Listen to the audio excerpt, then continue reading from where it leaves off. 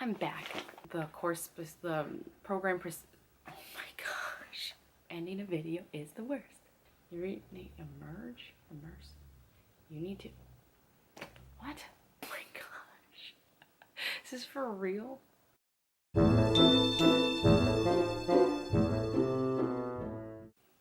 Hello YouTube, it's been about a month since my last update and a lot has happened. I finished I think 5 classes that you guys didn't know of, and then my first term ended, my second term began, and I officially signed up to take my first praxis test, which is the Praxis 5751, I think. And that's going to be March 13th, so I have to take that. It's the content exam, or this is the basic skills exam that I need to take for my state. My state actually doesn't require a basic skills exam, but in my state, I actually need to get licensed through Utah first, where WGU is based, and so WGU requires that I take the basic skills assessment. So I have that scheduled for March 13th, and I'll just kind of let you know what I did as far as classes. So you guys, I believe you knew about the world history because I did the performance assessment video, and then I did the cultural studies and diversity, which was another performance assessment. I did the mathematics for elementary educators 2 and 3, and I did the fundamentals of educational psychology, which is the MZC1, and I actually believe that class is a little different now. It's not even called the same thing. I think it's called Psychology for Educators now. So WGU, they change their curriculum pretty frequently, it seems.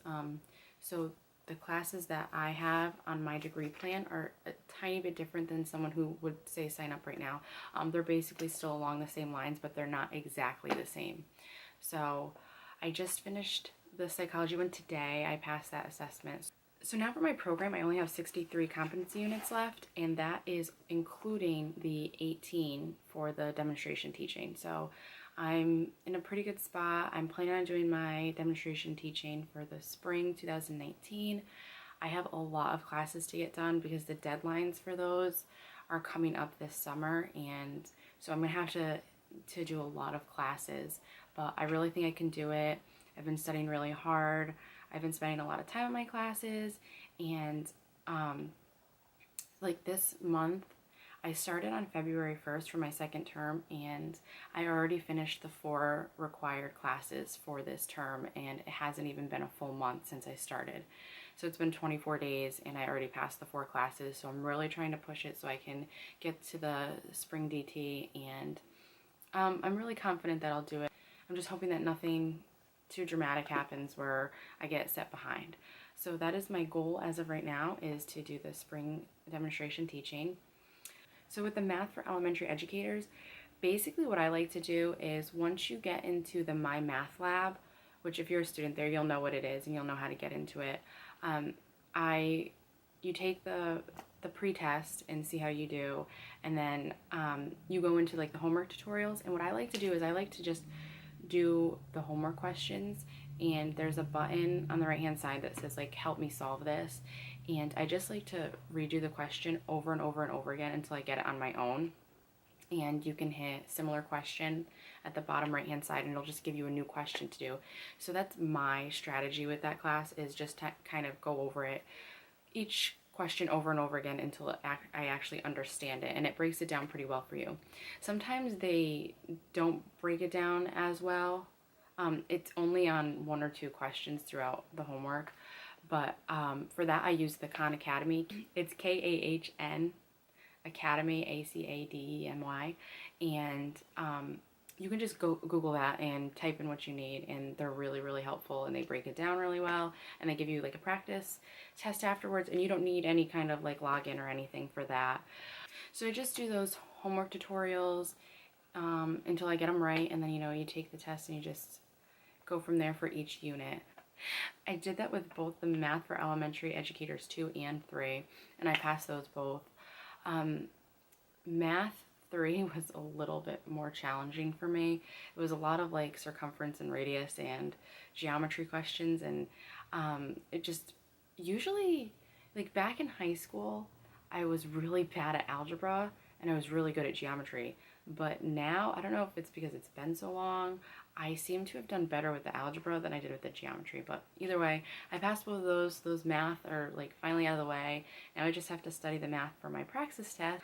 They suggest for you to sign up for your basic skills exams after you're finished with Math for Elementary Educators 3, so that way the math is still fresh in your mind. So I finished that about 3 weeks ago, and my test is March 13th, like I said. So it'll only be about a month, a little over a month from when I last took math, but I am studying for that with other tools and things like that. If you guys want, you can leave a comment down below and let me know if you want me to do a video on how to study for the praxis. I can certainly do that for you if that's something you guys are interested in. My next class that I took was the critical thinking and logic, which literally is just common sense, which I apparently don't have any of that because it was actually kind of hard for me. The answers, you get a big chunk of information and then you have to answer it, and some of the answers sound like they could be right, but they might not be right, and it can be a little bit confusing. I used Quizlet, and you can just Google like C168 Quizlet and it'll pop up. What you really want to know for this class are the fallacies and the standards and elements. Those are really, really important. Make sure you drill those into your head and you should be good to go. The fallacies were really important to know, and they're really easy to remember once you actually look at them, and they make a lot of sense when you see what they actually mean. And you can find videos on these in the course search. In the right hand side, just search for the fallacies, and there's a lot of cool, I think that actually the link for the Quizlet is in the course search too. So just go to the course search and you can find that there. And once you get those, like, you're good to go. That class didn't take me very long, maybe a week. So the next class I took was the EFP1. That one is the Cultural Studies and Diversity. That one was really simple. It took me maybe a week to do. It probably could have took me less time than that. It was a performance assessment, so it was 2 different tasks, so it was really short, really to the point. I worked really closely with a course mentor for this one, and she really helped me, and I just kind of sent her my tasks before I submitted them, and she told me where, I can improve on and kind of fix it, so that way when I did submit them to TaskStream, I didn't get them sent back. So that was really nice, and I always say it, but utilize the course mentors. That's what they're there for, and they really, they're very helpful, and don't be afraid to use them. That is literally their purpose. They are your course mentor. And they changed the name. They're not course mentors anymore. I think they're course instructors now, and your student mentors are called program mentors now, but I've been there for 7 months now, so I don't think I can get on board with their new name, so sorry. But anyway, so that class, pretty simple, pretty straightforward. And then there was the fundamentals of educational psychology, which I was really excited for this class because it was like the first class that was like actually towards my degree and towards what I want to do and towards teaching, and it really helped you teach about the psychological aspects of teaching, because you can teach and you can be a good teacher and you can be great with kids and you can love your job and you can have all this information, but you need to understand how to take this information and apply it to kids, and kids from all different walks of life, different cultures and socioeconomic statuses, and from different learning disabilities and gifted children. And this class really kind of dove into that to really show you how the brain works and how you can teach kids and help them learn and help them become the best that they can be, even through all the diversity. So this class was really fun for me. It was a lot of information. I watched all the cohorts for every single chapter that they had, so that was really nice. And for this class, you really need to know your theorists, and they have a theorist chart. You can find it in the course search, or you can ask a course mentor for it, and just take a lot of notes when it comes to the theorists. And you need to know for the exam, you need to know how to apply the theorists' concepts to like actual real life situations. So those are really important to know and to be able to apply.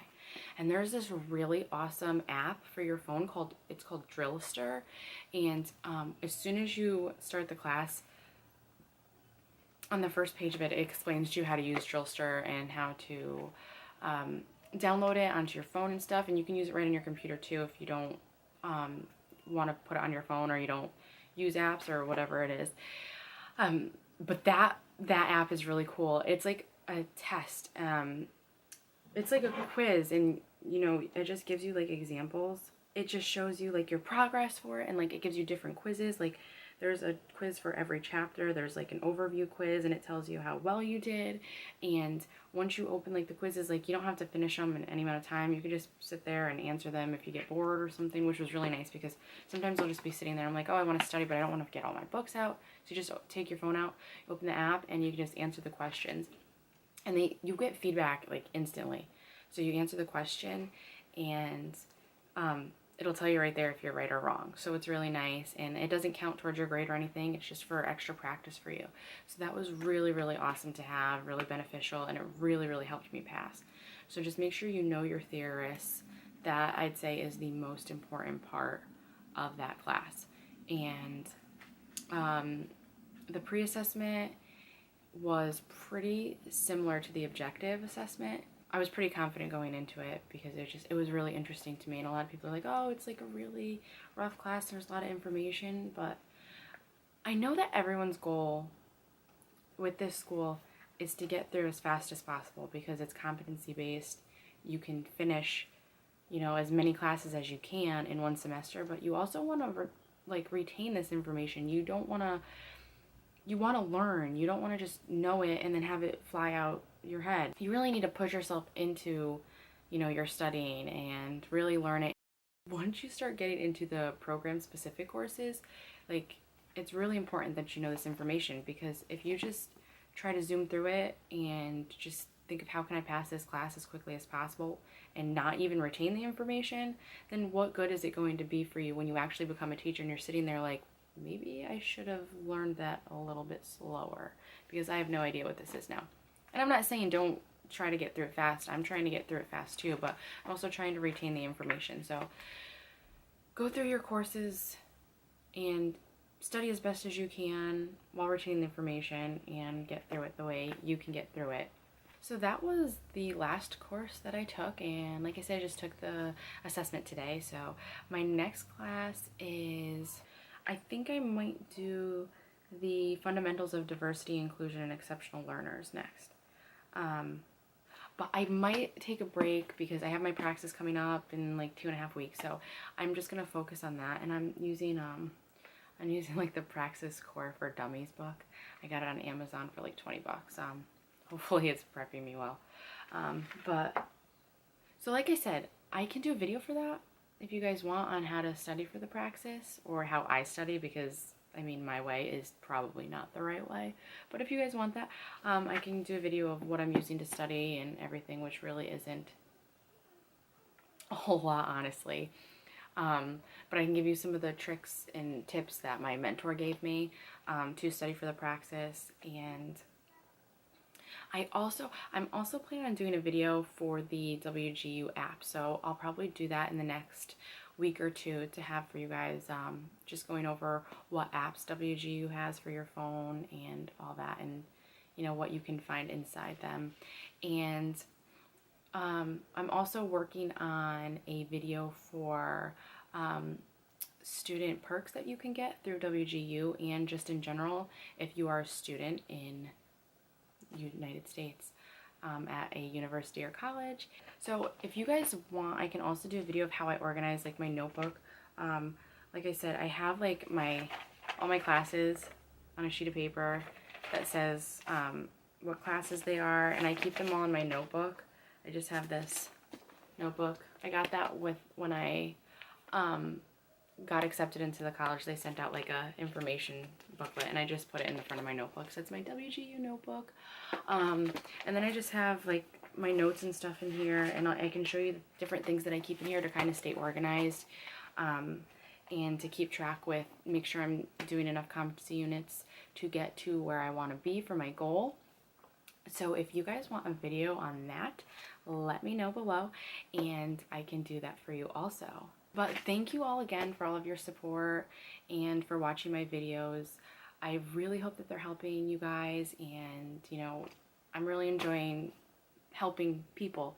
I can't help everybody, but if I can just help one person, that was the whole point of me documenting my journey through WGU.